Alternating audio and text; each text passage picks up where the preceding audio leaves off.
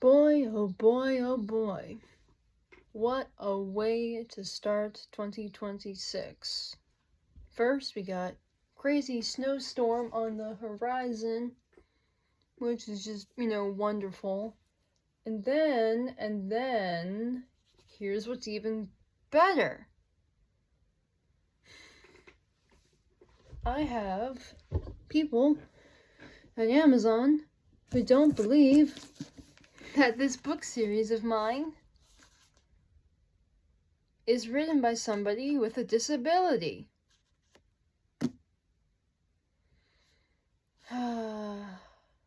I've gone on 3 rants already, basically, but I just kind of wanted to do like a video, And I feel like maybe, to help the cause of everybody, I feel like I should maybe talk about this. I don't know, it's...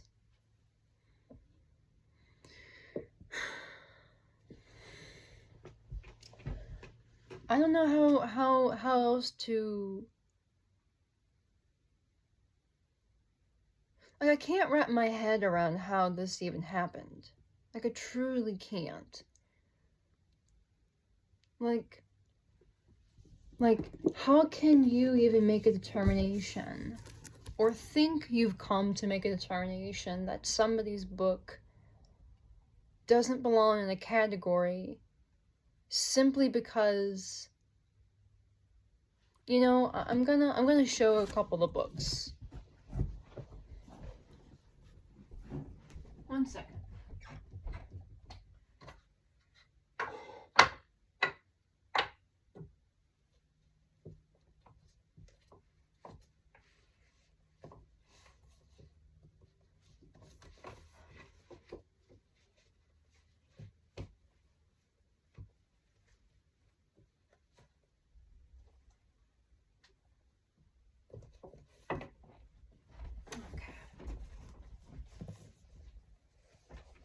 I have my books. Sorry about that. Oh, Vashi, you're fine. Sorry, my kitty is out in the hallway crying for attention, and I love her, but I'm making a video.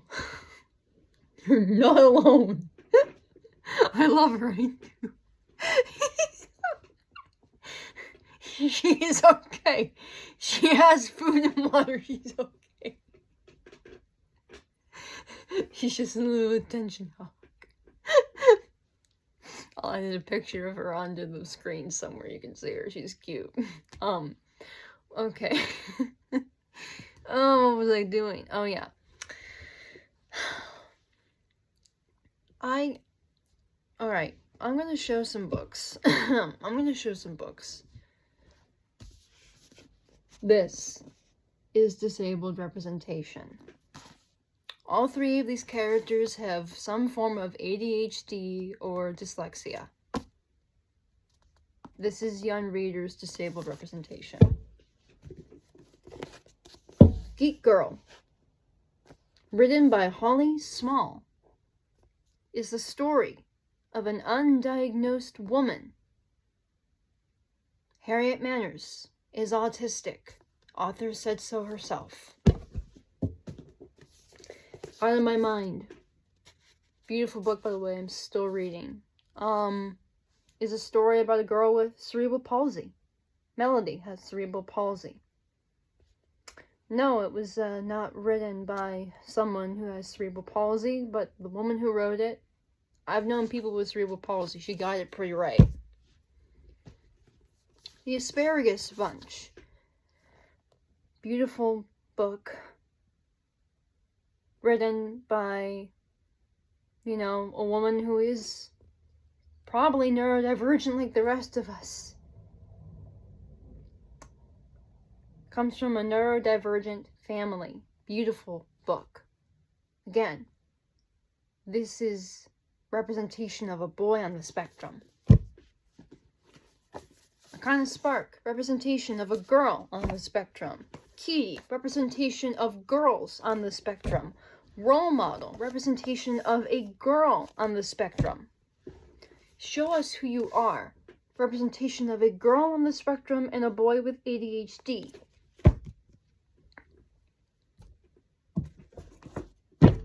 Faithfully Yours, Mozart, representation of a young adult on the spectrum. Mozart is 25 years of age in this story. Written by an adult on the spectrum.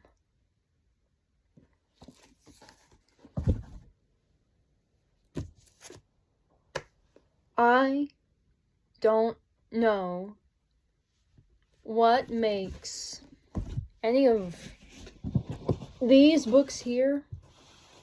What makes these? Can you tell me? Can someone tell me?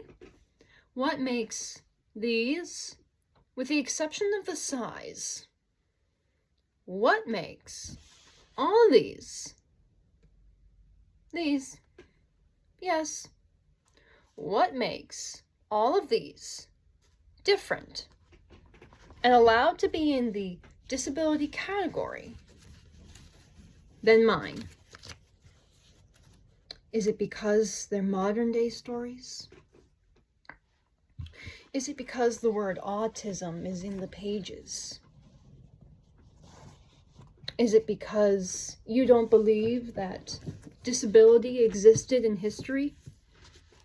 You don't believe? You believe that autism is a 21st century problem? Because you're ignorant?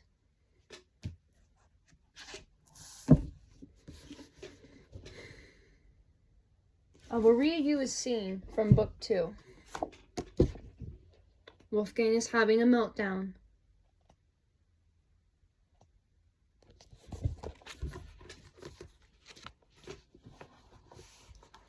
Wolfgang Amadeus Mozart had been pacing around his apartment all morning, favoring his cup of coffee gingerly before setting it down on the mantel of the fireplace. His eyes were distant, unfocused. He had been tapping his thumb to his forefinger rapidly and mumbling the words to "Ba Ba Black Sheep" over and over to himself again and again as he paced from the fireplace to the table, back and forth about the room. The bottoms of his plain black leather buckle shoes made a distinct clomping sound against the wood of the floorboards, while Constanza, who had been busying herself with doing a touch of needlepoint work, couldn't help but to notice their distinctive and recognizable clinking, as she looked up from her sewing with deep reservations of concern for her beloved Wolferol. As he brushed past her, his gaze hardly locked with her own, until he felt as she gently touched his left arm.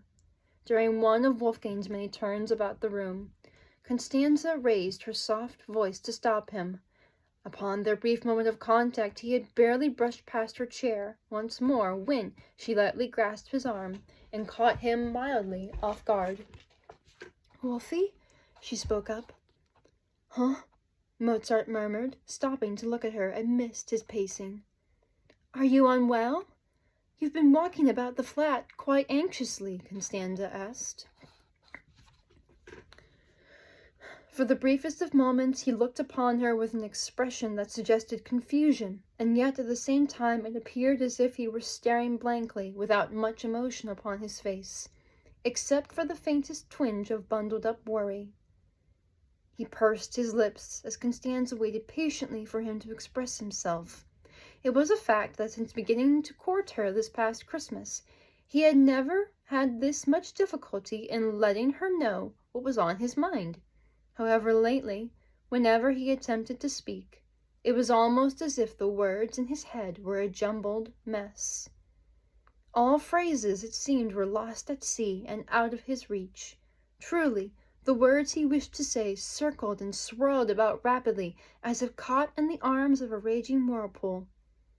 And he couldn't seem to grasp the only pair of words he honestly required, which were, "Help me, Stanzel."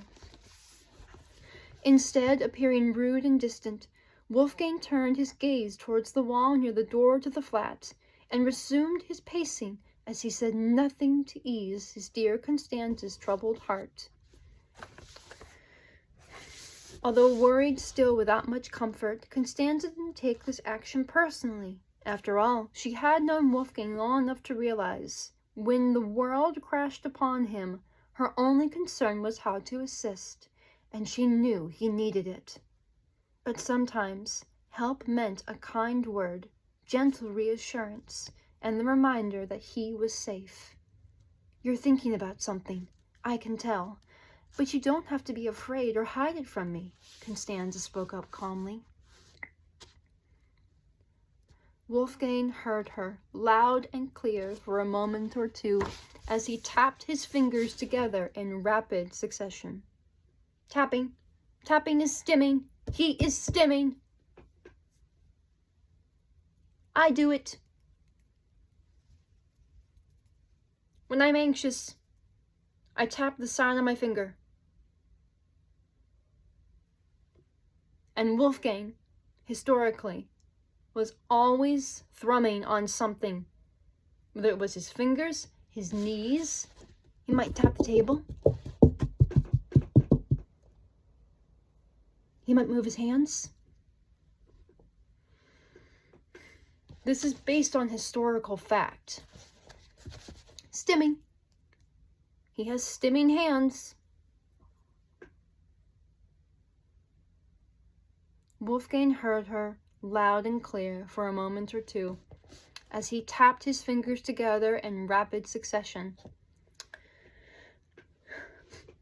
trying to stop himself from rapping his fist against his thigh. Ah. Wolfgang self-harms. He hits himself. I wonder who else does that when they're about to have a meltdown. Maybe somebody on the spectrum. His eyes were darting between the floorboards and his leg, and as before he returned to humming Ba Ba Black Sheep anxiously again to himself, as every gentle noise in the flat seemed to leap in intensity and volume within his ears, causing him great fear. When did everything get so loud? Wolfgang shuddered, thinking silently to himself. He placed a hand upon his chest. It felt tight. His breathing grew shallow, his heartbeat quickened, and suddenly there was a piercing, distant ringing in his ears, while his gaze shifted to the roaring fireplace.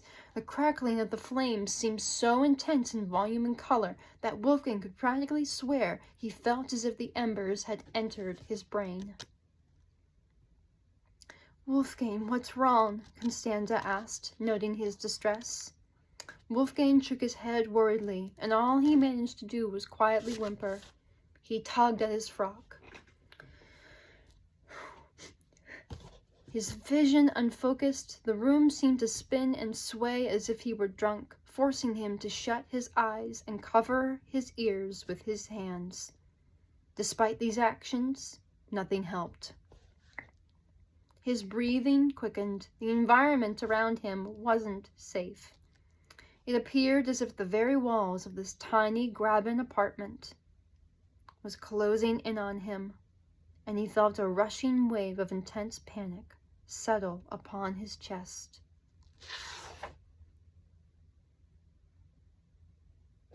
This is a meltdown, by the way. The first page of the book begins with Wolfgang having a meltdown. It's an utter meltdown. The entirety of this prologue begins with Wolfgang having an autistic meltdown.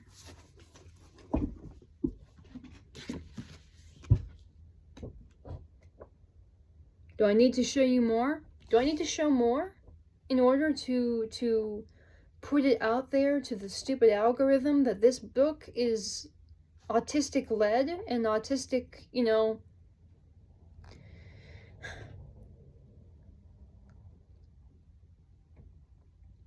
like, the entirety of this book, of this entire series, has disability at the heart of it.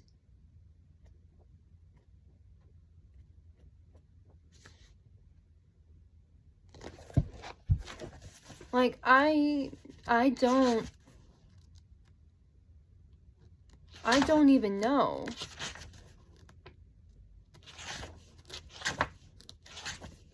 Like,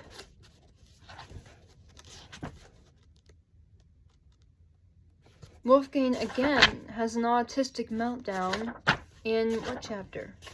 In part 2 of book 3, in chapter 10. Consequences confront the heart. After the baby is born, there are many changes, and so I wrote a story where Wolfgang doesn't deal with the changes very well. Wolfgang was a man of routine. He had a routine. Can you imagine what happens when a baby gets brought in? It's not that he doesn't love the little baby. Wolfgang was known to be a very doting father. Everything in here is written based on research. Wolfgang never did well when his routine was interrupted. Let's put it like that.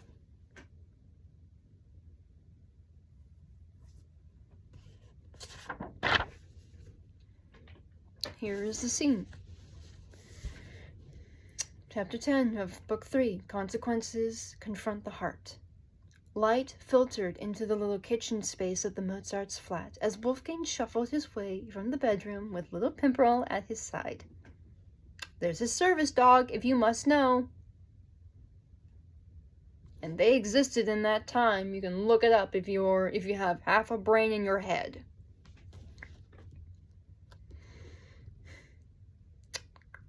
He yawned and stretched his arms over his head, and being the first one awake at the crack of 9 in the morning, Wolfgang fed Pimperl her bowl of leftover goose meat and bread crusts with fresh water, petted her neck tenderly, for she had been a good companion these last few days, and he loved her so much. Random sidebar that actually makes me happy. I really loved writing Pimperl into this story with Wolfgang. It added such another beautiful dynamic.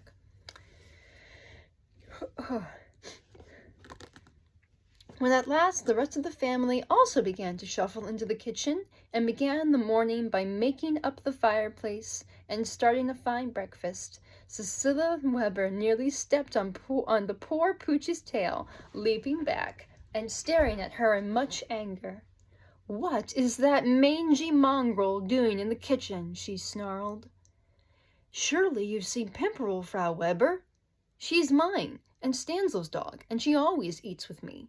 "Leave her alone," Mozart snarled protectively. Cecilia ignored the dog and began to prepare the coffee for the morning, a feat which took forever.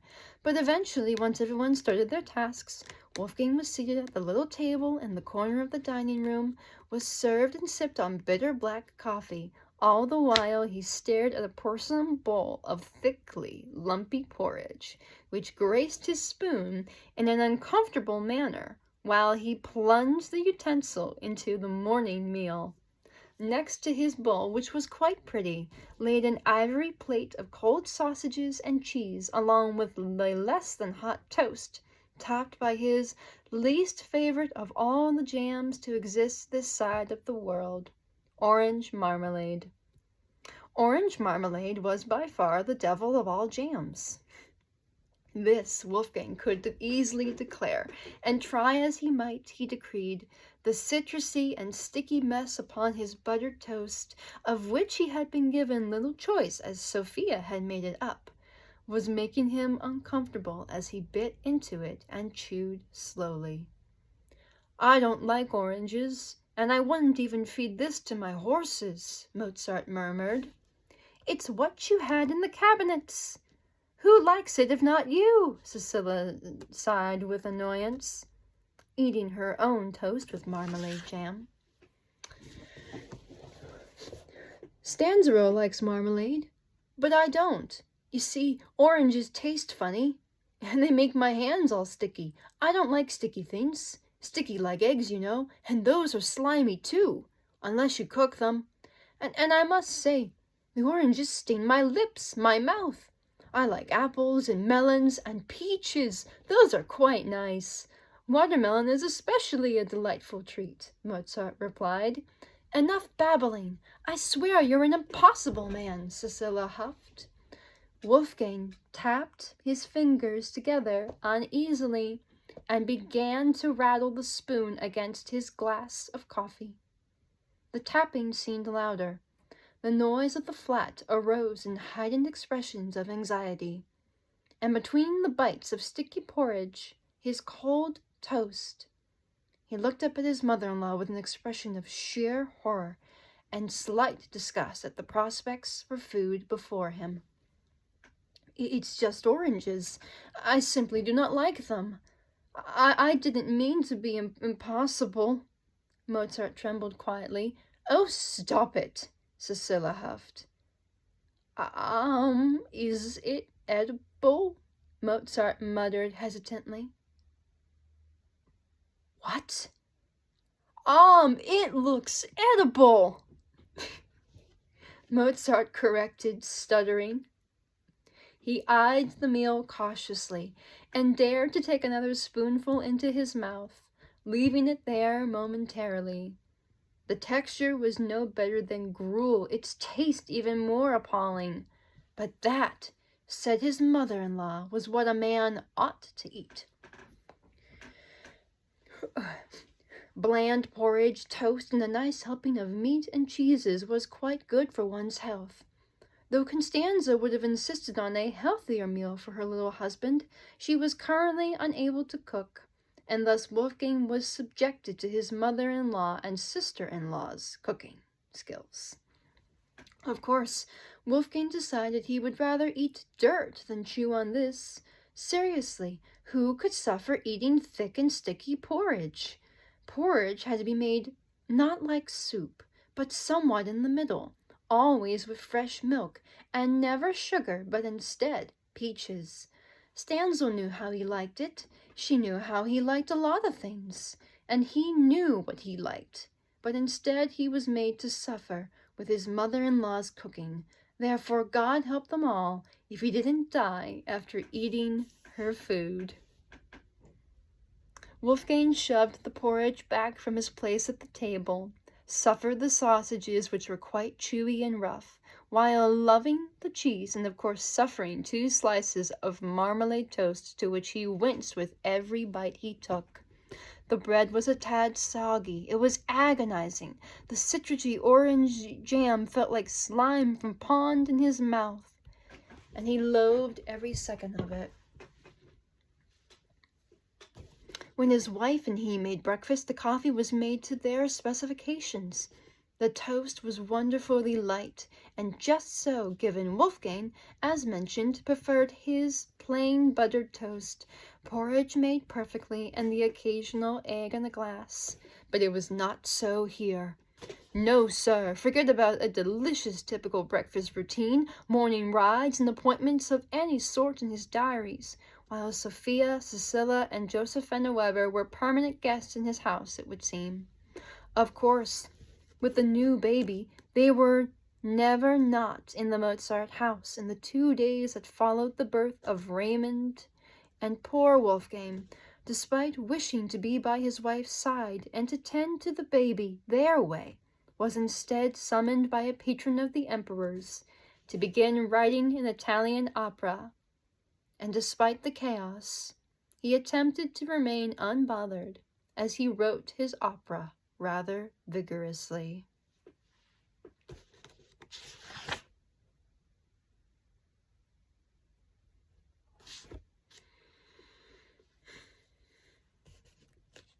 My favorite line is this one, where Wolfgang is thinking to himself, "Everyone is mad at me.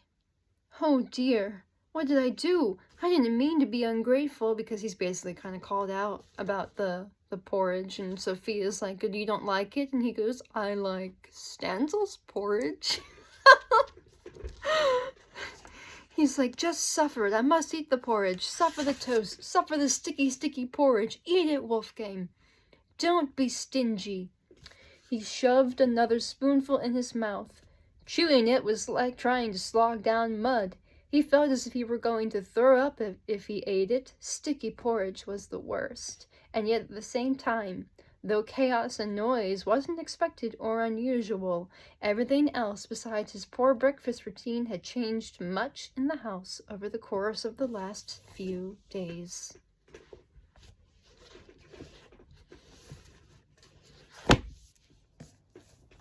I am angry, I am frustrated, and I am upset that, you know, they sat there and they made an assumption about my book series based on what I don't even know. But I've just proved to you, these here, this is disability fiction. This here, this is disability fiction. They are both disability fiction. The only difference is that one is set in the modern day with modern lingo, and another is set in a time where the word autism hadn't come into existence. But do you want to know what they did call it? Starts with an R-E, ends in a T-A-R-D-E.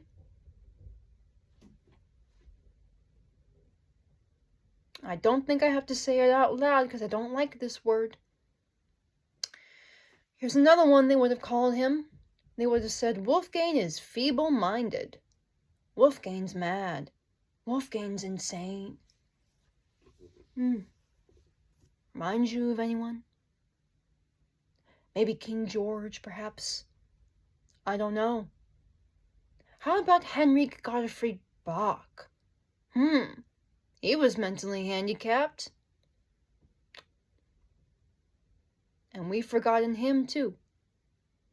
We've left him behind, and he wrote beautiful music that they have attributed to somebody else because he was mentally challenged. How could he write beautiful music?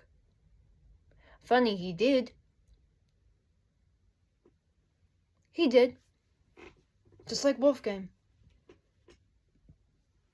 They challenge what they don't understand because they don't think that it exists.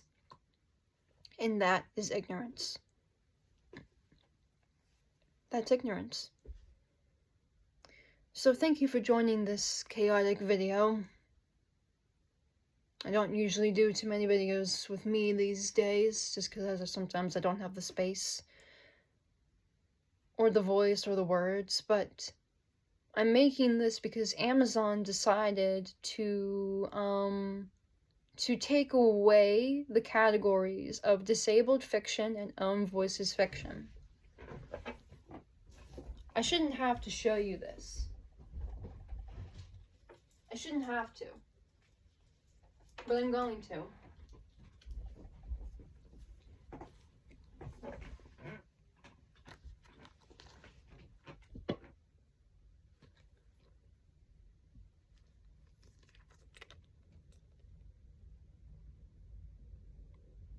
I am invisibly disabled. It's not obvious. But I am an own voices author.